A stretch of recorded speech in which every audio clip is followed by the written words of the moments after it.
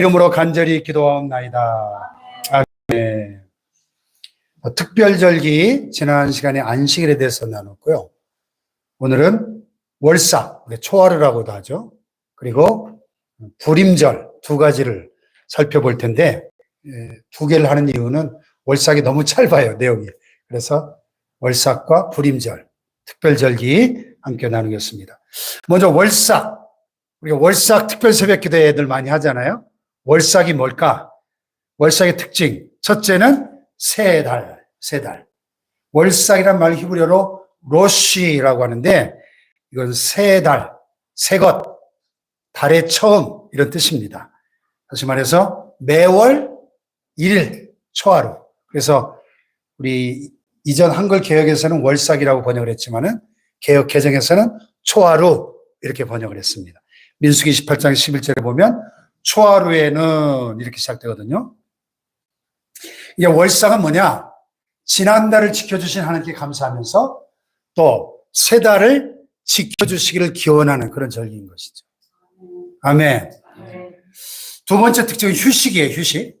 이 월삭 초하루에는 안식일처럼 아무런 일도 하지 않고 쉬었습니다.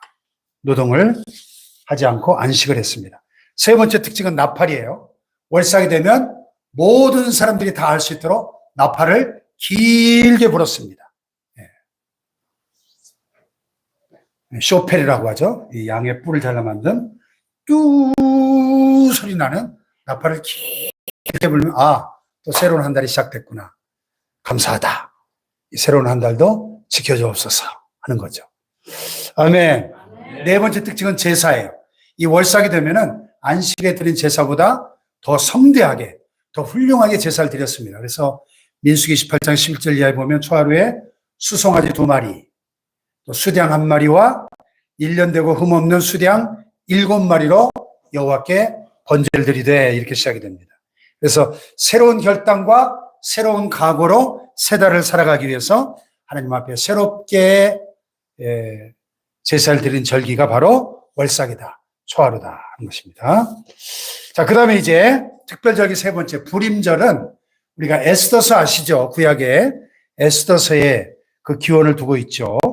그래서 에스더서 특별히 9장에 자세하게 그 불임절의 기원이 설명되어 있는데 불임절의 특성은 첫째로 제비입니다. 제비. 불임절은 히브리어로 푸림이라는 말에서 유래가 됐는데 푸림이라는 말은 제비란 뜻이에요. 제비 뽑는 거. 제비를 뽑는다는 것은 하나님의 뜻을 알기 위해서 제비를 뽑는다는 말이 푸림이란 말인데요. 에스더서의 그 역사적 배경을 여러분 잘 아시죠? 이스라엘의 원수 아각 사람 하만이 유대인을 멸망시키기 위해서 제비를 뽑습니다. 그런데 바로 그날 이스라엘은 하나님의 도우심으로 살아났습니다. 그리고 하만과 그의 일가족은 다 멸망을 당했어요. 하나님의 백성을 전멸시키려는 그날 하나님의 백성들의 원수가 죽임을 당했다. 그래서 이 불임절은 제비라는 뜻을 가지고 있고요. 하나님은 제비 속에 역사하시는 분이다. 그런 뜻이 있어요. 두 번째 특징은 역전이에요. 불임절은 역전의 날입니다. 역전의 날.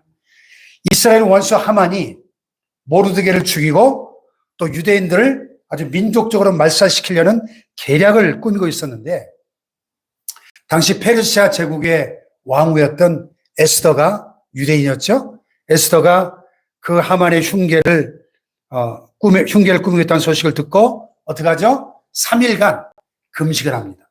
먹지도 않고 물도 안 마시고 단식이죠, 단식.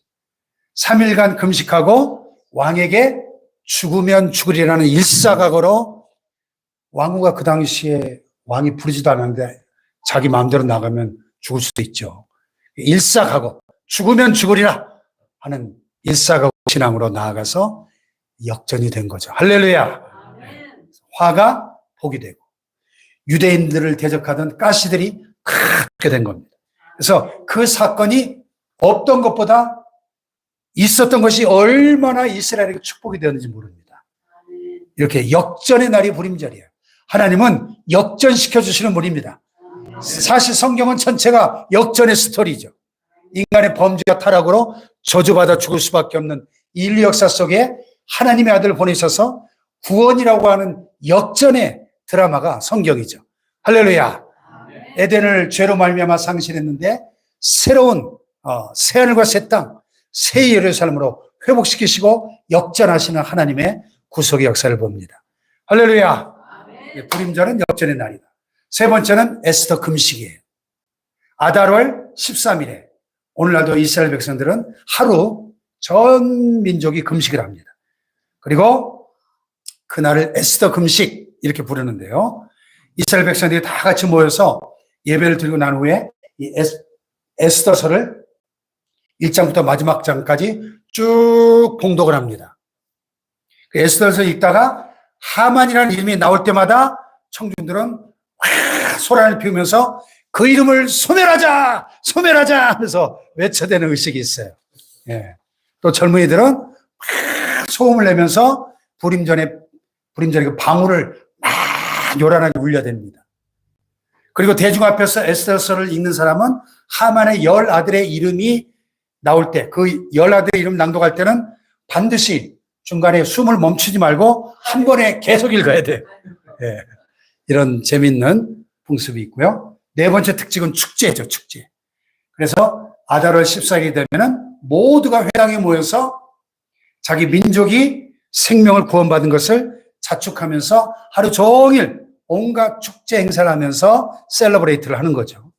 찬송가를 많이 부르고 여러 시를 암송하고 또 불쌍하고 가난한 사람들 구제 사업을 펼치면서 이 불임절의 의미를 되새기면서 오늘날까지 특별 절기로 이렇게 기념을 하는 것입니다. 그래서 에스더서의 이야기는 너무나 잘 알고 있지만은 이게 사실은 우리가 그 스토리를 알고 읽으니까 감동이 덜한 거지.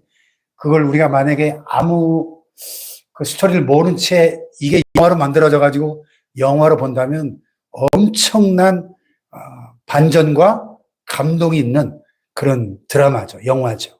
예.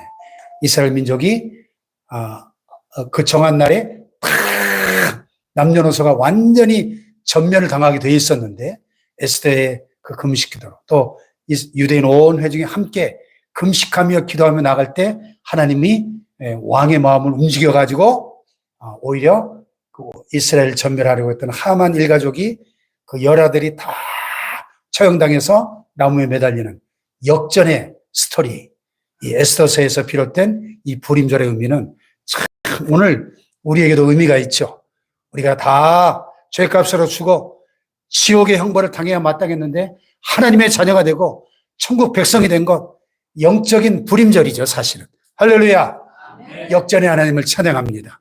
아멘. 그래서 우리의 남은 생애 가운데도 이 하나님의 역전의 스토리가, 간증의 스토리가 있기를 주님의 이름으로 축복합니다. 아멘. 반드시 내가